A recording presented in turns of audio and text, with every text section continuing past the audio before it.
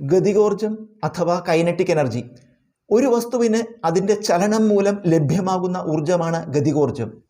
ഗതികോർജം കാണുന്നതിനുള്ള സൂത്രവാക്യം K = 1/2 mv². ഇതിൽ m = mass അഥവാ പിണ്ഡം, v = വെലോസിറ്റി അഥവാ പ്രവേഗം. ഒരു വസ്തുവിൻ്റെ ഗതികോർജത്തെ സ്വാധീനിക്കുന്ന ഘടകങ്ങൾ അതിൻ്റെ പിണ്ഡവും പ്രവേഗവുമാണ്. വസ്തുവിൻ്റെ പിണ്ഡവും പ്രവേഗവും കൂടുന്നതനുസരിച്ച് അതിൻ്റെ ഗതികോർജവും കൂടും. പിണ്ഡം പകുതിയാവുകയും പ്രവേഗം ഇരട്ടിയാവുകയും ചെയ്താൽ ഗതികോർജം ഇരട്ടിയാകും. പ്രവേഗം ഇരട്ടിയായാൽ ഗതികോർജം 4 ഇരട്ടിയാകും. പായുന്ന ബുള്ളറ്റ്, ഉരുളുന്ന കല്ല്, വീഴുന്ന വസ്തുക്കൾ, ഒഴുകുന്ന ജലം, ഭൂമിയിലേക്ക് പതിക്കുന്ന ഉൽക്ക, ഇവയിലെല്ലാം ഗതികോർജമാണ്. സ്ഥിതികോർജം അഥവാ പൊട്ടൻഷ്യൽ എനർജി.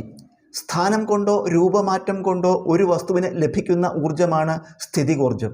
സ്ഥിതികോർജം കാണുന്നതിനുള്ള സൂത്രവാക്യം m×g×h. ഇതിൽ m മാസ് അഥവാ പിണ്ഡം ആണ്, g acceleration due to gravity അഥവാ ഭൂഗുരുത്വം മൂലമുള്ള ത്വരണം, h = ഹൈറ്റ് അഥവാ ഉയരം.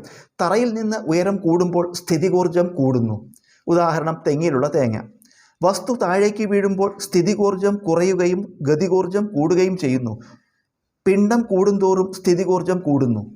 രൂപമാറ്റം കാരണം വസ്തുക്കൾക്ക് ലഭിക്കുന്ന സ്ഥിതികോർജത്തിന് ഉദാഹരണങ്ങൾ: അമർത്തിവച്ച സ്പ്രിങ്, കുലച്ച വില്ല്, വലിച്ചു നീട്ടിയ റബ്ബർ ബാൻഡ്.